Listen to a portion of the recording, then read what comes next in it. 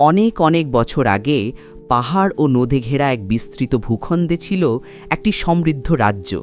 নাম তার ছিল সৌমিত্রপুর। এই রাজ্য শুধু সোনার ভাণ্ডার বা বিশাল সেনাবাহিনীর জন্য বিখ্যাত ছিল না, এটি পরিচিত ছিল তার নীরব শৃঙ্খলা, সুবিচার আর এক অদ্ভুত শান্তির জন্য। লোকেরা বলতো সৌমিত্রপুরের রাত নামলেও ভয়ের অন্ধকার নামে না, কারণ রাজ্যের ওপর ভর করে আছে এক দৃঢ় রাজকীয় ছায়া। সেই ছায়ার উৎস ছিলেন রাজা অদ্বৈত সেন, একজন কঠোর কিন্তু ন্যায়পরায়ণ শাসক। তিনি বিশ্বাস করতেন রাজা হওয়া মানে অনুভূতিকে শাসন করা, আর দুর্বলতা মানে ধ্বংসের প্রথম ধাপ। বহু যুদ্ধ জিতে, বহু ষড়যন্ত্র দমন করে তিনি রাজ্যকে স্থিতিশীল করেছিলেন। তার চোখে রাজ্যই ছিল একমাত্র উত্তরাধিকার, আর রাজ্য রক্ষাই ছিল জীবনের একমাত্র উদ্দেশ্য। এই রাজার একমাত্র পুত্র ছিল রাজকুমার অরুণাভ সেন। অরুণাভ ছিল সৌমিত্রপুরের ঠিক বিপরীত রূপ। যেখানে রাজা অদ্বৈত কঠিন পাথরের মতো, সেখানে অরুণাভ ছিল প্রবাহমান নদীর মতো, শান্ত, গভীর আর সংবেদনশীল। শৈশব থেকেই সে অস্ত্রবিদ্যায় পারদর্শী ছিল, কিন্তু যুদ্ধের গল্পে তার চোখ জ্বলত না, বরং সে বেশি সময় কাটাত রাজপ্রাসাদের উঁচু বারান্দায় দাঁড়িয়ে দূরের পাহাড়ের দিকে তাকিয়ে, অথবা রাজগ্রন্থাগারের নীরব কোণে বসে পুরনো কাব্য পড়ে। রাজ্যের প্রজারা তাকে ভালোবাসত, কিন্তু একই সঙ্গে ভয়ও পেত, কারণ তারা বুঝতে পারত না এমন নরম হৃদয়ের যুবক কি সত্যি একদিন এই কঠিন রাজ্যের ভার নিতে পারবে। রাজা অদ্বৈত অবশ্য এসব ভাবনাকে প্রশ্রয় দিতেন না। তার চোখে অরুণাভ ছিল এক অসম্পূর্ণ উত্তরাধিকার, যাকে গড়ে তুলতে হবে আগুনে পুড়িয়ে, চাপ দিয়ে, কঠোর নিয়মে বাঁধিয়ে। তাই কৈশোর পেরোতেই রাজকুমারকে পাঠানো হয় রাজ্যের সীমান্ত দুর্গে, যেখানে তাকে শিখতে হয় যুদ্ধ, শাসন আর সন্দেহ, এই তিনটি রাজকীয় গুণ। সেই দুর্গে দিনগুলো কাটত কঠোর অনুশাসনে। সূর্য ওঠার আগেই প্রশিক্ষণ, তারপর সভা, বিচার দেখা, সৈন্যদের শাস্তি কার্যকর করা, সবই ছিল রাজপুত্রের শিক্ষা। কিন্তু অরুণাভের মনে এক অদ্ভুত শূন্যতা জন্ম নিচ্ছিল। প্রতিদিন সে শিখছিল কিভাবে মানুষ শাসন করতে হয়, কিন্তু কেউ তাকে শেখাচ্ছিল না কিভাবে মানুষকে বুঝতে হয়।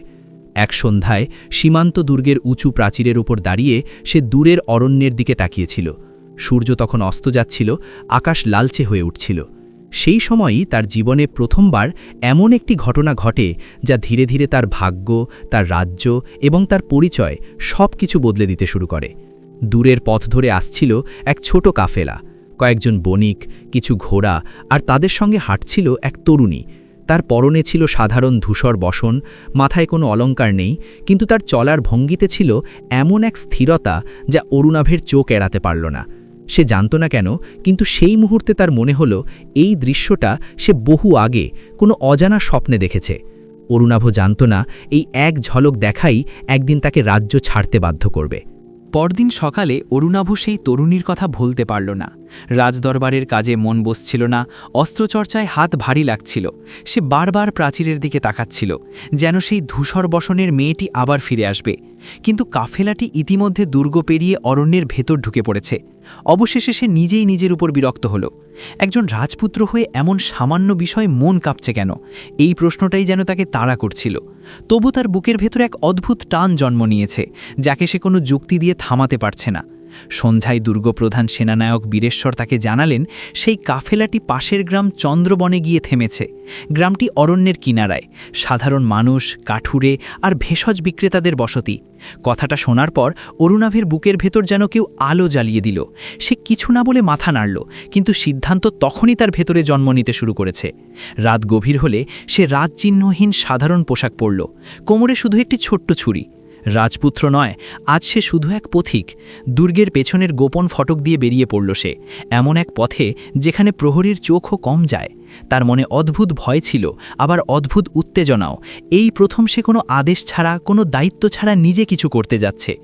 চন্দ্রবন গ্রামটি ছিল ছোট কিন্তু প্রাণে ভরা। কয়েকটি কুয়াশা ঢাকা কুঁড়েঘর, মাঝখানে আগুন জ্বলা উঠোন আর মানুষের হাসি কথার শব্দ। অরুণাভ দূরে দাঁড়িয়ে দেখছিল। তখনই সে তাকে আবার দেখল। ধূসর বসনের সেই তরুণী আগুনের পাশে বসেছিল, হাতে কিছু শুকনো পাতা।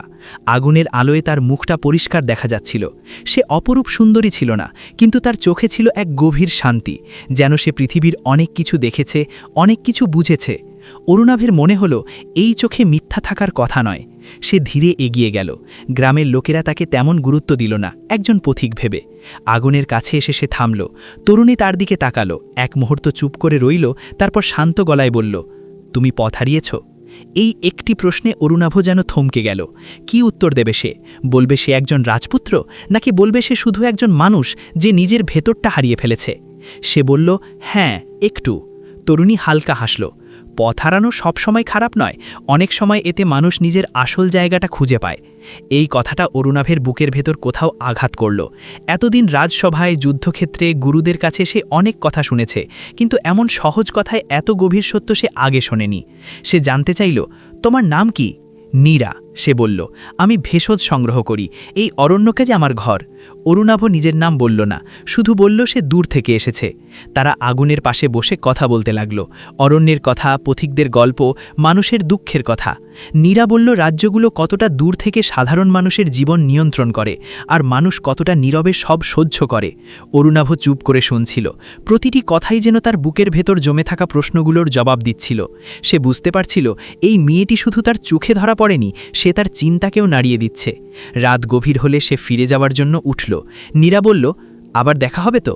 অরুণাভ এক মুহূর্ত থেমে বলল, হবে। সে জানত না কেন, কিন্তু এই একটি শব্দ বলার সময় তার মনে হলো এই প্রতিশ্রুতি সে ভাঙতে পারবে না। দুর্গে ফিরে এসে সে আর আগের মতো থাকতে পারল না। রাজ্যের মানচিত্র, যুদ্ধের পরিকল্পনা, সবকিছুই হঠাৎ ফিকে মনে হতে লাগল। তার মনে শুধু একটাই প্রশ্ন ঘুরছিল, যদি রাজ্য শাসন মানে হয় নিজের হৃদয়কে চুপ করিয়ে রাখা, তবে সে কি সত্যিই সেই সিংহাসনের জন্য তৈরি? আর অরণ্যের গভীরে নীরা আকাশের দিকে তাকিয়ে ভাবছিল, এই অচেনা পথিকটির চোখে কেন রাজাদের মতো একাকিত্ব?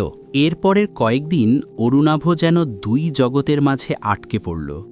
দিনে সে রাজপুত্র, সেনানায়কদের সঙ্গে বৈঠক করে, সীমান্তের হিসাব দেখে, সৈন্যদের কুচকাওয়াজ পরিদর্শন করে। কিন্তু রাত নামলেই তার মন অরণ্যের দিকে ছুটে যেত, সেই আগুনের পাশে বসে থাকা নীরার শান্ত মুখটার দিকে। সে বুঝতে পারছিল এটা নিছক কৌতূহল নয়, এটা এমন এক টান যা সে কখনো অনুভব করেনি। তৃতীয় রাতেই সে আবার দুর্গ ছাড়ল। এবার কোনো অজুহাত তৈরি করেনি, নিজের কাছেও না। তার মনে হচ্ছিল না গেলে সে শ্বাস নিতে পারবে না।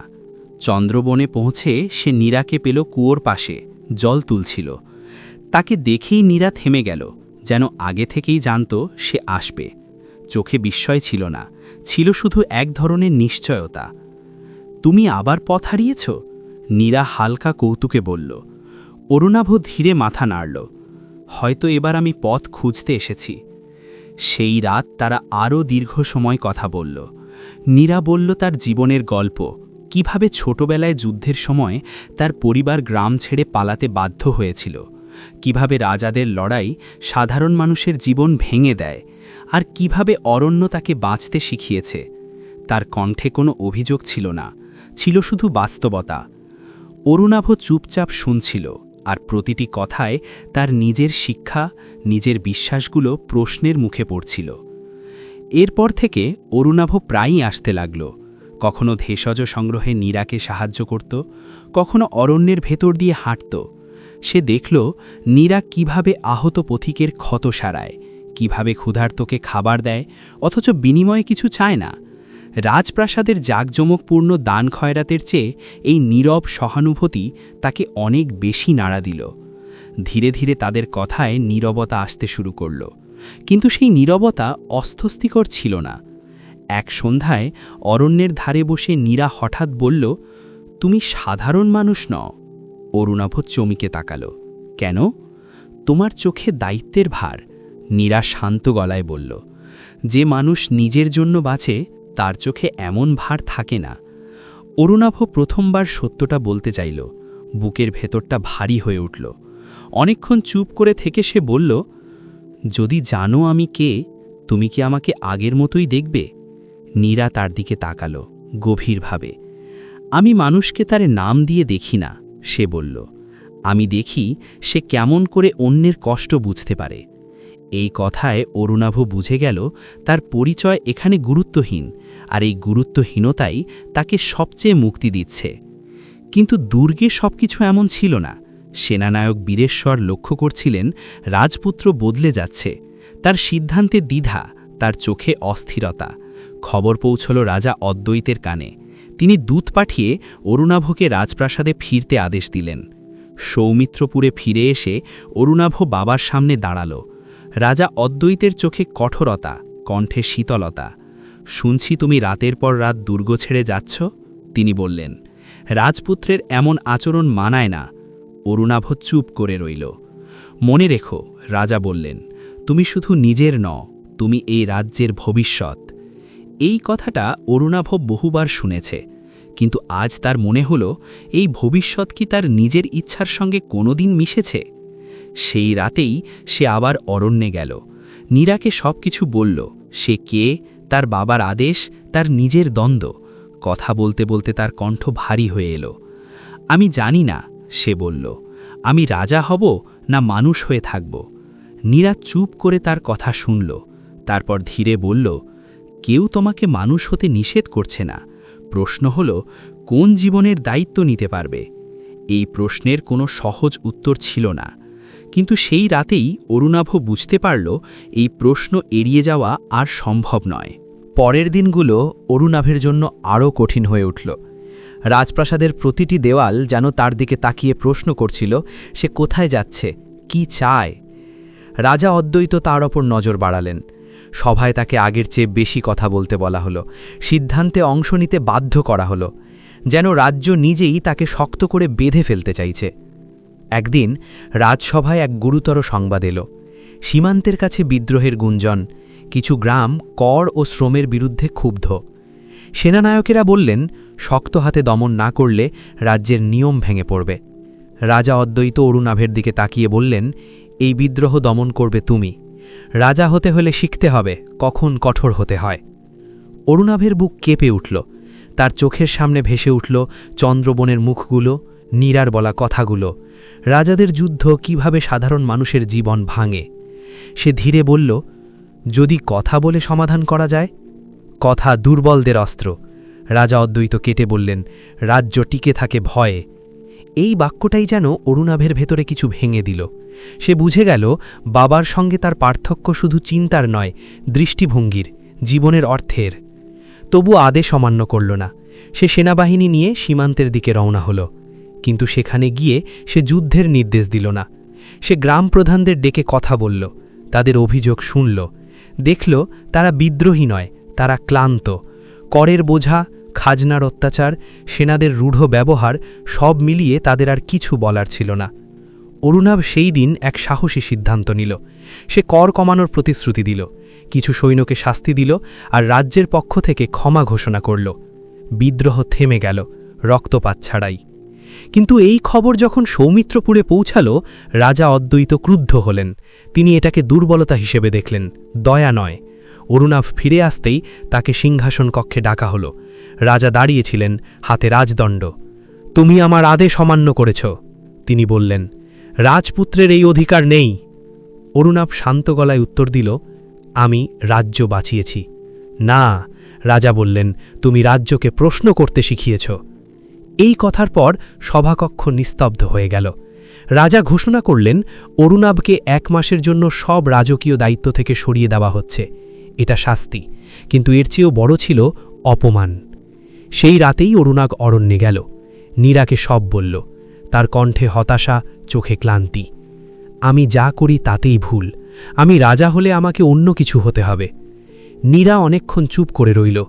তারপর বলল, রাজা হওয়া একটা পরিচয়, কিন্তু তুমি কে সেটা তুমি নিজেই ঠিক করবে।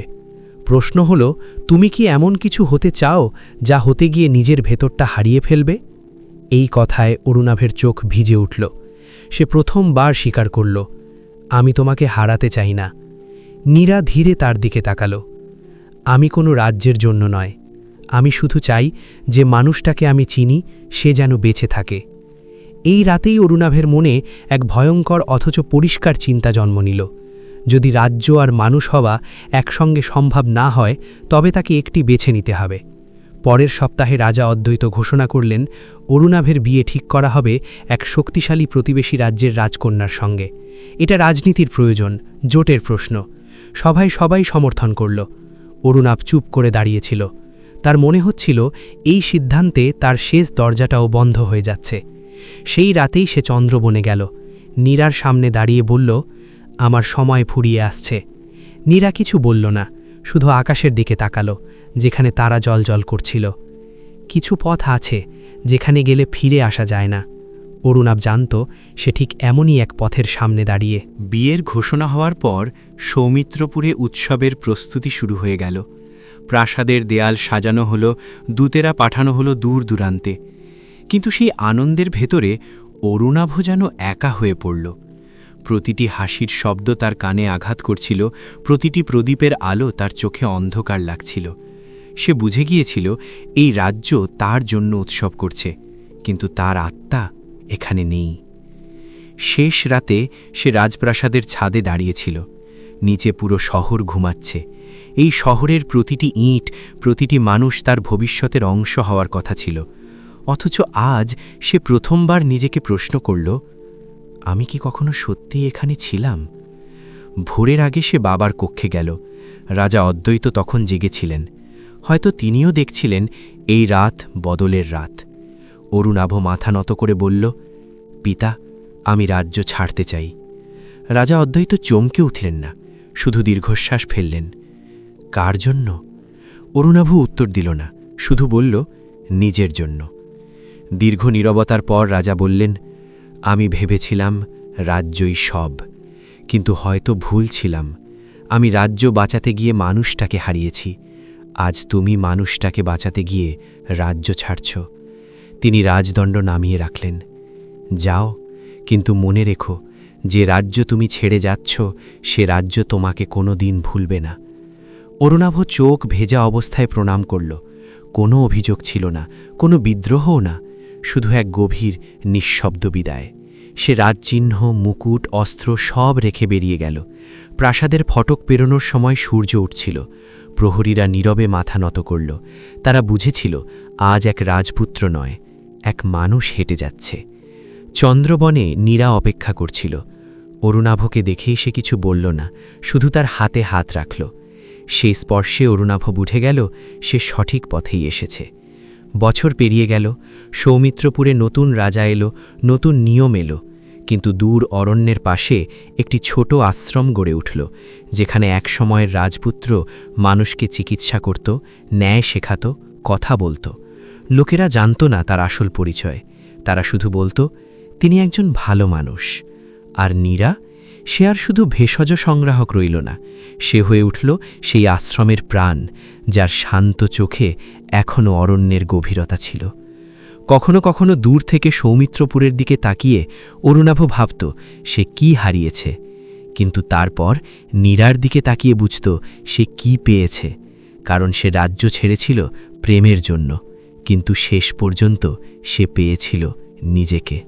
ভিডিওটি ভালো লাগলে লাইক, কমেন্ট করুন। এমন ভিডিও পেতে চ্যানেলটিকে সাবস্ক্রাইব করুন।